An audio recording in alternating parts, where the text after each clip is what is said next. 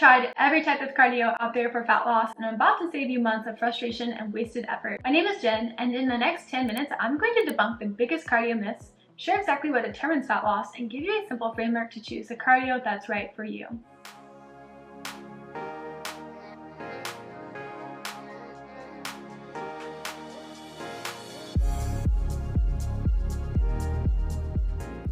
Before we dive in, do me a favor by liking this video and leaving a comment and subscribing to this channel. I post weekly fitness and nutrition videos to help you lose fat and build muscle so you can feel your most confident. The fitness industry profits from making cardio more complicated than it needs to be. Here's a couple myths that you should know about cardio. Myth number 1 is that HIIT is superior for fat loss. This is based on cherry-picked studies and ignores real-world data. Myth number 2, steady-state cardio is dead or ineffective. This ignores the fact that most successful fat loss phases include steady-state cardio. Myth number 3 is that you need to do cardio in a fat-burning zone. This misconstrues how fat loss actually works.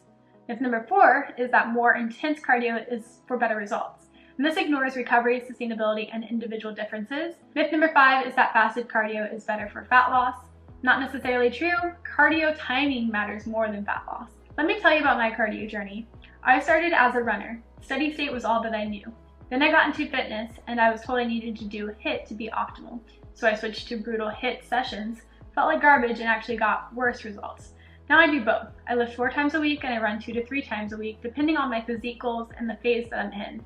Now I'm the leanest and strongest that I've ever been, and I have energy to go with that. The fitness industry loves to overcomplicate cardio because complexity sells. Saying something like, do this 12-minute HIIT protocol for maximum fat burning sounds way more marketable than go for a walk that you enjoy. So if all these cardio rules are BS, what actually determines fat loss? The truth might hurt your feelings, or it could actually help you feel relief. Cardio type doesn't determine fat loss. Your calorie deficit does. You can do the most optimal cardio in the world, but if you're not in a calorie deficit, you won't lose fat. For fat loss, your calorie deficit takes care of 100% of your success. Your consistency will further your fat loss success by helping you lose more with more time. And your cardio type can help determine what your metabolic health is like and also improve your recovery and performance to prolong your fat loss, as well as allow you to have a higher calorie intake and nutrient intake, but this varies for everyone. The cardio that helps you maintain a calorie deficit consistently is infinitely better than the optimal cardio you can do only for 2 weeks before burning out.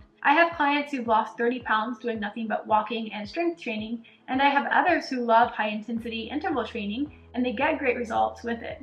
The common thread is that they found something sustainable that supported their calorie deficit. Now you might be thinking, but Jen, doesn't HIIT burn more calories and boost metabolism? Yes, HIIT has metabolic advantages, but so does strength training and light intensity steady state cardio. But if you hate HIIT and you can't stick to it, well, that advantage is going to be worthless.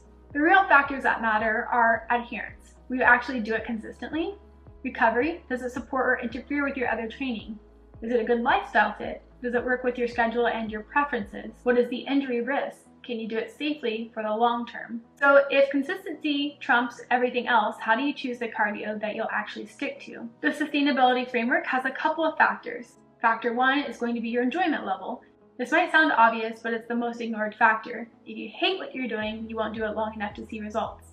I like running. I find it to be enjoyable, especially as I got into it and I got better at it. But some of you might not like running. You might love dancing or going on hikes. The best cardio is going to be the one that you actually look forward to. Factor 2 is your time availability. You have to be honest about your schedule. If you have 20 minutes, don't plan for a 45-minute session. If you have an hour on weekends but only 30 minutes on weekdays, plan accordingly. Consistency beats perfection. Factor 3 is your recovery capacity. This is where most people mess up. If you're lifting heavy 4 times per week, adding intense HIIT sessions might be too much. If you're doing lighter workouts, you might have room for more intense cardio. Your cardio should enhance your training and not compete with it. Factor number 4 is your current fitness level. If you're just starting out, walking is perfect cardio. If you're already fit, you might need something more challenging. Meet yourself where you are. Do not think that you have to do more than what you can. Here's exactly what I do and why it works for me. I strength train 4 days per week. That's my number 1 priority. I run 2 to 3 times per week, usually 1 long run that's about 6 miles and 2 shorter runs that's about 3 to 5 miles. One of the shorter runs is with a run club so I can have a social aspect involved with my exercise. This gives me cardiovascular benefits and supports my mental health and doesn't interfere with my strength training. Different approaches will work for different people. The busy professional may have about 20 to 30 minutes of walking during their lunch break, but maybe be able to do longer walks or hikes on weekends. And this is perfect. It's simple, sustainable, and effective. The person who loves high-intensity sessions might do 2 to 3 high-intensity sessions per week, 15 to 20 minutes each, but they need to make sure that they can recover properly and that they're not overdoing it.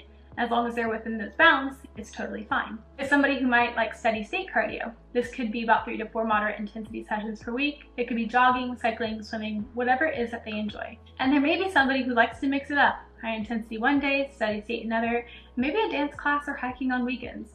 Variety can prevent boredom, and that's good for them too. The key is making your cardio work with your strength training and not against it. I do my long runs on days that I don't lift and my shorter runs on upper body days later in the evening from my workout sessions in the morning. For you, you want to start with what you can do consistently, then gradually increase duration or intensity as time goes on. Don't try to go from being a couch potato to a marathon distance runner in 2 weeks. Common mistakes that ladies make are mistake number 1, having an all or nothing mindset, thinking they need to do cardio 6 days a week or it's not worth it. You can start with 2 to 3 sessions and work from there. Mistake number 2 is ignoring your recovery signals, pushing through when your body is telling you to rest. This is going to lead to burnout, injury, and even worse results. Mistake number 3 is comparing your cardio to others. Just because your friend loves spin class, that doesn't mean you have to. You'll need to find what works for you. Mistake number 4 is not tracking what actually matters. Obsessing over calories burned during your session instead of focusing on consistency is going to sabotage your results. Remember, the goal isn't to find the perfect cardio routine, it's to find a sustainable way to support your calorie deficit and overall health. Some weeks you'll do more, some weeks you'll do less, and that's totally okay. If you want help creating a complete training and nutrition plan that includes the right cardio approach for your lifestyle and your goals, I'd love to work with you. Click the link below to schedule a consultation call where we'll design your personalized game plan together. And if you want to know exactly how I structure my concurrent training approach, combining strength training and cardio for maximum results, click on this video. As always, like this video, subscribe to this channel, and follow me on Instagram for daily fitness and nutrition tips. And thank you for watching.